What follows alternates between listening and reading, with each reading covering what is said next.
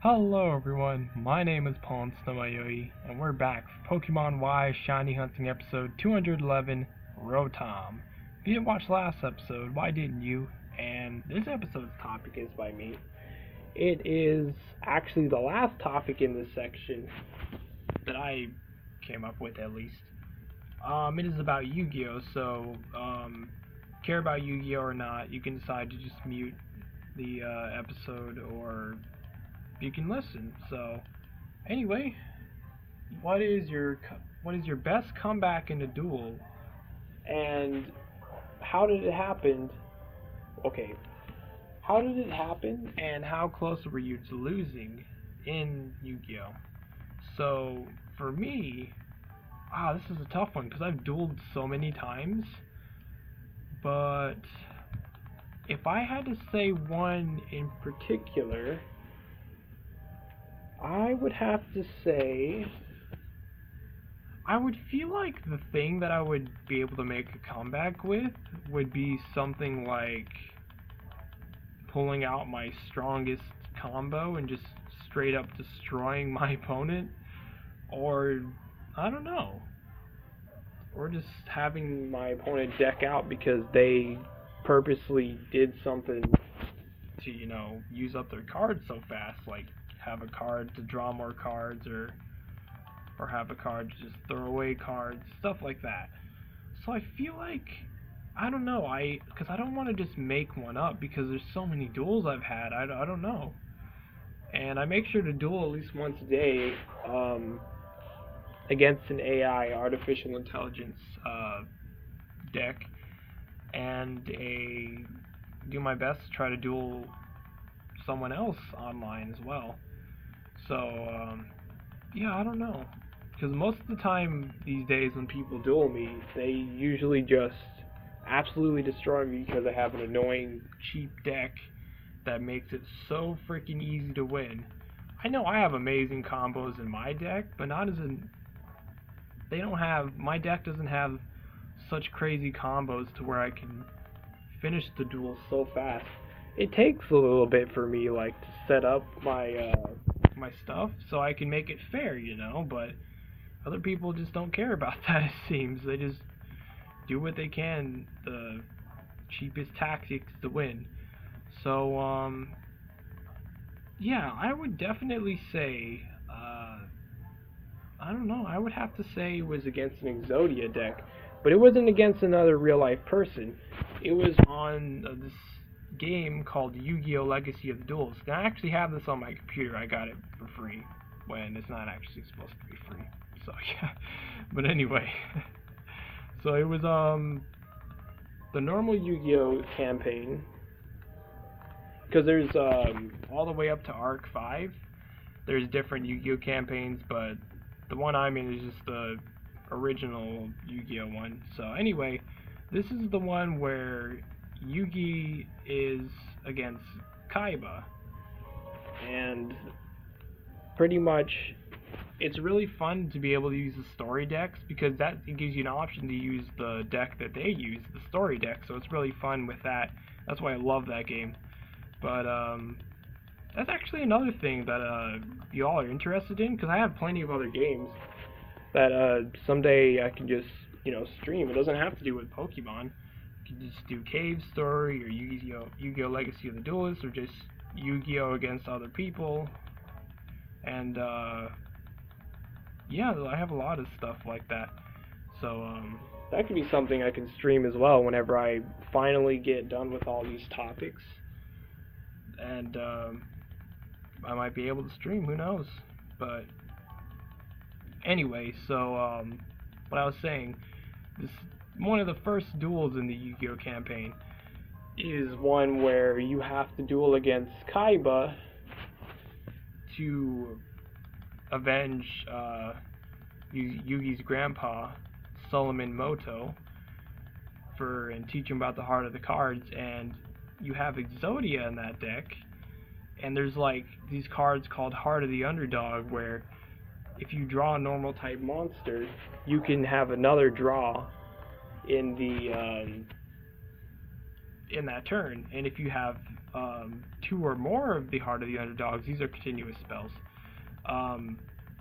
What the final card would be that you draw, by getting that effect activated, you can get another set of cards. So imagine if you had 3 of them, and the 3rd card you drew was a normal type monster. That means you can activate them all again and draw 3 more cards, which is freaking like insane for Exodia, because yeah, it's crazy. But that's not even like the hardest Exodia one to go up against. There's an even more annoying one in that campaign. I'll talk about that as well, but first of all, I'll talk about the one right now. So I don't know if I was using my main deck the best I can have, which is a lot of the cards in that Yu-Gi-Oh! Legacy of the Duelist is in my current Paul's deck, and it's pretty amazing. There's even some ones that I wish that weren't banned that I was able to use just normally as well. But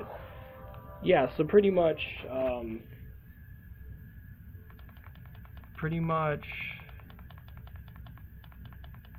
yeah, I don't know if I was either using the story deck or the user deck, but all I remember is I was doing the reverse duel. That's how you can go against that deck in that way, because it unlocks you at least beat the duel once.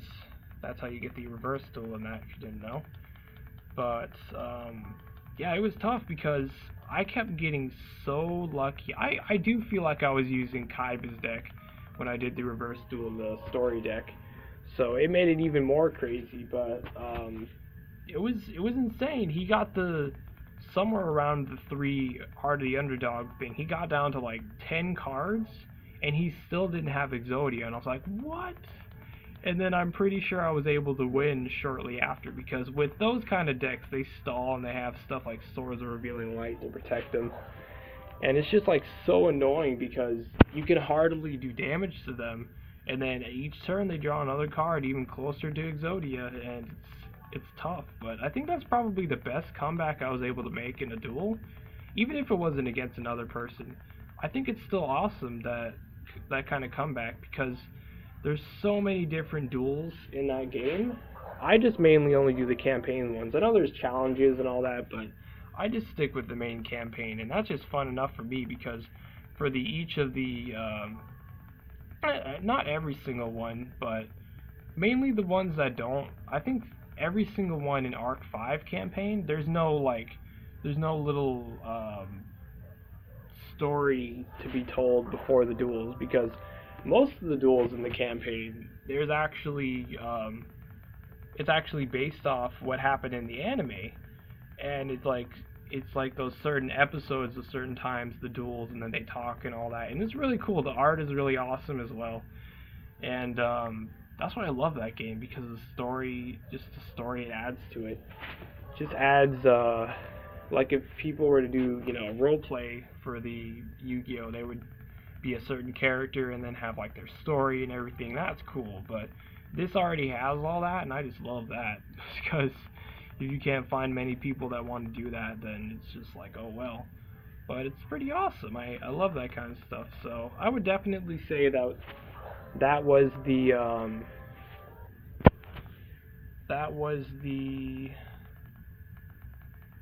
definite best comeback to make, to have an Exodia user be able to have that many cards left, that little cards left, and so you still win. Like, that is some crazy luck right there. Because not only do you have to have that happen, but you actually have to have the cards, to finish them off. Because if you don't even have them, then it's only a matter of time before they do draw the Exodia, because it's somewhere in their deck most likely, because just how they go sometimes. Wow, I'm getting so lucky with these counters. Watch I get a shiny, let's see. I'm pretty sure shiny Trubbish is like blue, which is funny because it's kind of like the bluish you would normally see in a trash bag, so that's awesome though. At least I'm getting encounters instead of random items that I'm going to lose anyway because I'm soft resetting. So yeah, but yeah, look at that, what the heck. Okay, so anyway, there's another duel I'm going to talk about that's in the normal Yu-Gi-Oh campaign, and it's another Exodia one, and this is in the Battle City arc, I guess, in the Yu-Gi-Oh anime and campaign. And if you've seen it, of course, then you know what I'm talking about.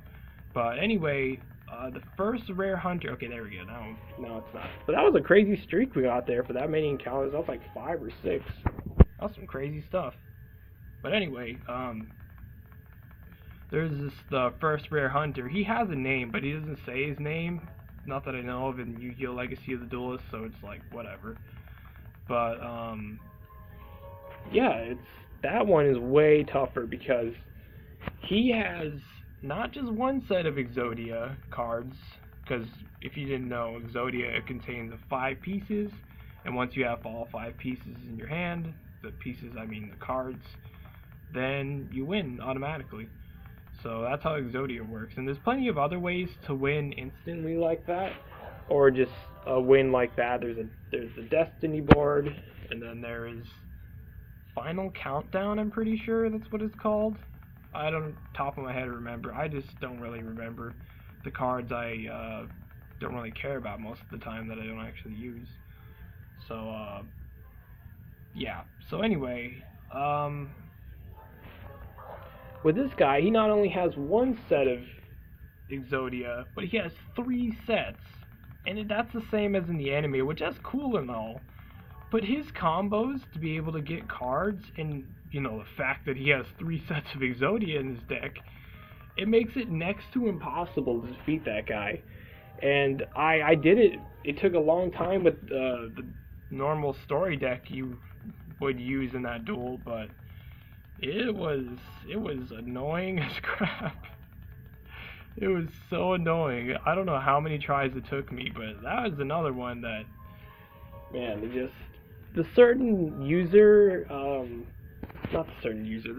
story duels that you have to do, some of them are so ridiculous to how tough they are, to what deck you have to, that you use as a story deck. It's just crazy. Some of these are really crazy. But another random thing, what I do before I go to sleep each night, I actually just rename, and I always get them right. It seems like I've been able to get them right each time, and I also check once a day as well. But for my main deck, my Paul's deck, I pretty much name every single card in the extra deck and in the main deck. I just don't name stuff in the side deck, because that's only there for, like, if for some reason one time they want to make a certain card banned or limited or just remove it in general, then I have those as like backups to have like similar effects. Not as good effects as the ones I currently have in my deck already, because then I would have those instead in there. But those are just in case. But anyway, so I'm pretty much like a master at naming those off. Even though it's a lot of cards, I just know my cards well. So it's awesome. It's like one thing I'm really great at remembering. So yeah, that's the thing. So I hope I'll be able to talk about this certain thing that I want to talk about next episode, as long as the topic isn't super long. But this will be, yeah, most likely the last encounter for the episode. But this morning, man, I had quite the, and even now it's like it hurts a little bit, but my neck, it is, something crazy happened. But hopefully I can talk about it next episode, because I most likely will forget tomorrow. So anyway, if you enjoyed this episode, then if you would be so kind to donate to me on my Patreon, it's in the link is in the description down below. And I will see you all next time. I've been your host, PauLInstaMyooin, and goodbye.